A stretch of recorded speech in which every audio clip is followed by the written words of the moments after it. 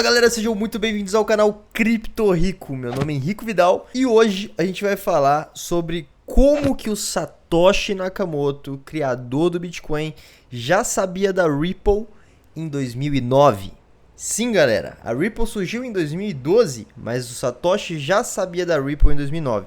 Vocês vão entender tudo certinho quando eu começar aqui a desenvolver o vídeo, mas já vamos direto para essa notícia aqui que saiu na U-Today. Ripple CTO explica como Satoshi Nakamoto estava ciente da Ripple desde 2009. Sim, galera, esse cara aqui foi um dos caras que ajudou a criar a moeda XRP, a rede Ripple como um todo e também estruturar a empresa Ripple, né? Esse cara é simplesmente um gênio. Ele é muito cabuloso. Ele chama David Schwartz. Ele é muito sinistro. Satoshi Nakamoto, o misterioso criador do Bitcoin e arquiteto da nova economia digital, conhecia a Ripple há 13 anos, em 2009.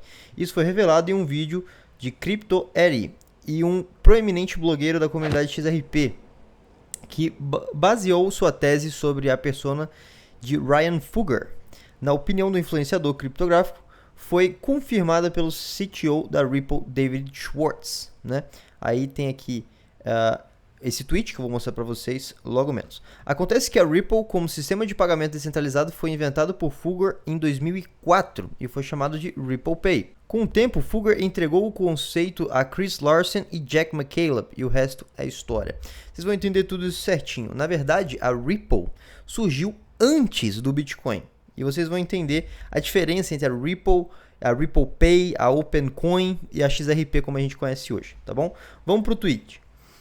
Aqui, Crypto Eri, né, é uma pessoa muito influente aí no mundo das criptomoedas. Não é à toa que o próprio David Schwartz respondeu ela. Alguém pensou que eu era louca e perguntou nos comentários do YouTube como diabo Satoshi poderia ter falado sobre um Ripple em 2009. Por favor, pesquise Ryan Fugger e Ripple Pay. Vocês vão entender tudo certinho. E aí, o David Schwartz, né, que é um dos criadores da rede Ripple, respondeu e falou: sim, Ryan Fugger não tinha tecnologia para fazer um ativo descentralizado, então em vez disso ele construiu um sistema descentralizado que consiste em vários ativos centralizados que podem interoperar. E ele chamou isso de Ripple Pay. Vocês vão entender certinho.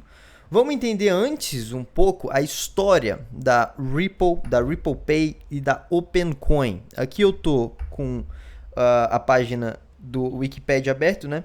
Onde ele mostra o desenvolvimento inicial aqui de 2004 até 2012, até surgir a XRP como a gente conhece, né? Olha aqui, ó. O predecessor do protocolo de pagamentos Ripple Pay, foi desenvolvido pela primeira vez em 2004 por Ryan Fugger, desenvolvedor de web em Vancouver, British Columbia.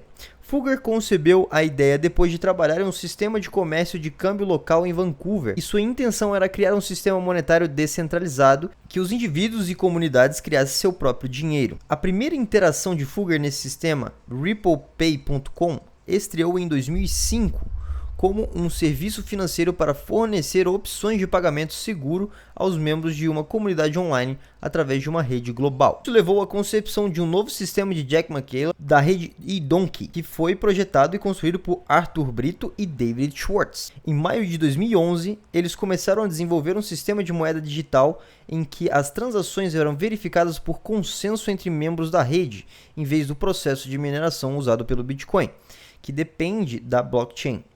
Essa nova versão do sistema Ripple foi, portanto, projetada para eliminar a dependência do Bitcoin em trocas centralizadas, usar menos eletricidade do que o Bitcoin e executar transações muito mais rapidamente que o Bitcoin. Chris Larsen, que já fundou as empresas de serviços de empréstimos Elon e Prosper, se juntou à equipe em agosto de 2012 e, em conjunto, Jack McCaleb e Larsen se aproximaram de Ryan Fugger com sua ideia de moeda digital.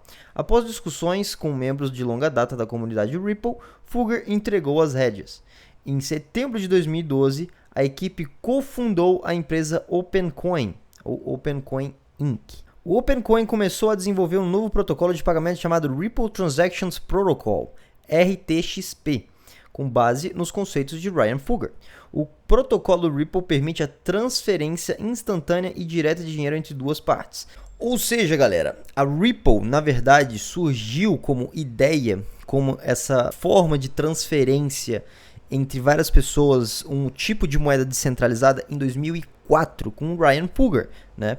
E aí só em 2009 que foi surgir o próprio Bitcoin como a gente conhece. Na época, assim como o David Schwartz falou aqui, ele não tinha a tecnologia para fazer esse ativo descentralizado.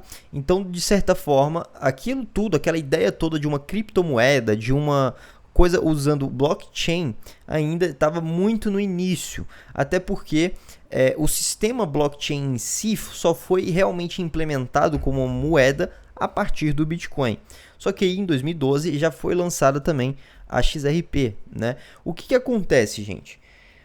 O Satoshi Nakamoto, ele fazia parte de um fórum do Bitcoin desde 2009. Ele criou esse fórum justamente para trocar essas ideias.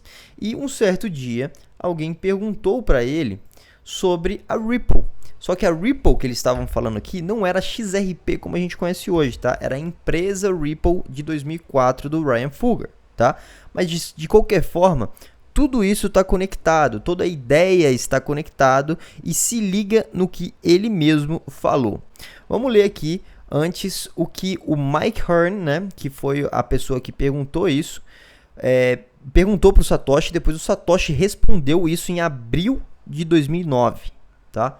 Ó, oi Satoshi, eu li o paper sobre o Bitcoin e me despertou grande interesse. Eu achei um pouco confuso. Eu acho que vai ser muito mais fácil se você providenciar alguns exemplos. Estou com muitas dúvidas. É muito raro a gente encontrar ideias realmente revolucionárias. A última vez que eu fiquei tão empolgado sobre algum novo esquema monetário foi quando eu descobri a Ripple. Se você tem alguma ideia sobre a Ripple, eu adoraria escutar. Obrigado, Mike. Ou seja, ele descobriu a Ripple, né? Esse Mike, ele descobriu a Ripple um tempo atrás, já que a Ripple surgiu como Ripple Pay, né, em 2004, e aí foi implementada em 2005 e tudo, e realmente tinha essa ideia de criar algo descentralizado para o mundo monetário, né? Então, assim, é a ideia que surgiu primeiro que o Bitcoin, literalmente, entendeu?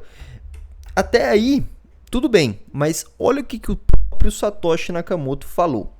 Ó, from Satoshi Nakamoto, esse aqui é o e-mail do Satoshi realmente, tá? Isso em 2009.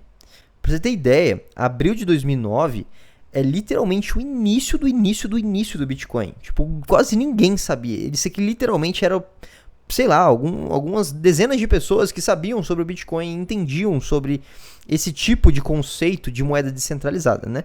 E olha só o que ele falou. A Ripple é interessante na questão daquilo que é o único sistema que faz alguma coisa com confiança, através da confiança, através do trust, né? Ao invés de concentrar em um servidor central. É exatamente o que ele falou no fórum em 2009. Então, assim, galera, a ideia da Ripple, como a gente conhece hoje, surgiu sim em 2004, tá? A ideia que hoje a gente vê como XRP, como a XRPL, como a RippleNet, tudo isso daí surgiu sim com a ideia de Ryan Fugger em 2004. A Ripple que o Satoshi falou aqui não é a XRP, tá bom? Quero deixar isso bem claro para que não tenha ninguém me enchendo o saco nos comentários. Porém, a ideia é a mesma. Isso que eu quero que vocês entendam. Muita gente fala, mas isso não importa, o Satoshi falou da Ripple que nem existe mais. Existe sim. Por quê? Porque a ideia é a mesma, tá? A ideia do Ryan Fugger é exatamente a ideia que a XRP está solucionando hoje. Inclusive, essa forma de confiança, né, na rede, que é a forma como a XRP funciona hoje, né? Diferente do próprio Bitcoin, que usa, por exemplo, a mineração como forma de validação das transações, a Ripple, a XRPL, né? Aqui, ó, o XRP Ledger usa um protocolo de consenso diferente de qualquer ativo digital que veio antes dele. Esse protocolo, conhecido como XRP Ledger Consensus Protocol, foi projetado para ter as seguintes propriedades importantes. Todo mundo que usa XRP Ledger pode concordar com o estado mais recente de quais transações ocorreram em qual ordem. Todas as transações válidas são processadas sem a necessidade de um operador central ou com um único ponto de falha. O livro pode progredir mesmo que alguns participantes se juntem, saiam ou se comportem de maneira inadequada. Se muitos participantes estiverem inacessíveis ou se comportarem mal, a rede não progredirá, em vez de divergir ou confirmar transações inválidas. Confirmar transações não requer uso desnecessário ou competitivo de recursos, ao contrário da maioria dos usos do sistema blockchain. Ou seja, ele usa sim uma forma diferente de consenso realmente para que essas transações sejam implementadas. Então, no geral, sim, Satoshi sabia da Ripple e se ele está vivo até hoje, ele sabe da XRP, entende a XRP e vê o potencial nela sim. Porque quem não vê o potencial em um sistema como esse é porque não entendeu o sistema em si. Ah, mas é centralizado não sei o que. Isso aí é uma narrativa que foi criada há muito tempo já, justamente para descredibilizar a XRP. Só que a própria rede XRP consegue ser mais descentralizada do que a própria rede Ethereum. Muita gente não quer acreditar nisso, só que os fatos não mudam, tá bom? A própria rede XRP é descentralizada pelo simples fato, por exemplo, de uma vez a própria Ripple como empresa ter discordado de uma mudança na XRPL, né? E não conseguir isso porque a própria XRP é descentralizada. Porque a maioria da rede decidiu que queria mudar a rede, então a própria empresa Ripple não conseguiu mudar a própria rede, teoricamente, que é dela, né? Teoricamente. E isso prova, tá? Já no caso do Ethereum, tem muitas pessoas, como por exemplo a Ethereum Foundation, a Ethereum Alliance e tudo isso daí comandam grande parte da rede justamente por ela ser agora prova de stake. Então eles têm um stake muito maior do que a maioria das pessoas na rede e eles sim têm poder de certa forma centralizado, muito mais centralizado do que a própria Ledger da XRP. Então assim, vamos sair um pouco da caixa, tá? Se você ainda tem esse pensamento arcaico e manipulado, vamos sair um pouco da caixa e entender um pouco o sistema como um todo, a tecnologia. Vamos estar abertos a novas tecnologias, a tecnologias que funcionam, a tecnologias que pessoas estão usando para coisas que são reais, tá? Então é isso aí, galera. Espero que você tenha gostado desse vídeo. Deixa o like, comenta, compartilha com os amigos também. Tamo junto demais. Vamos ficar rico com cripto e até a próxima.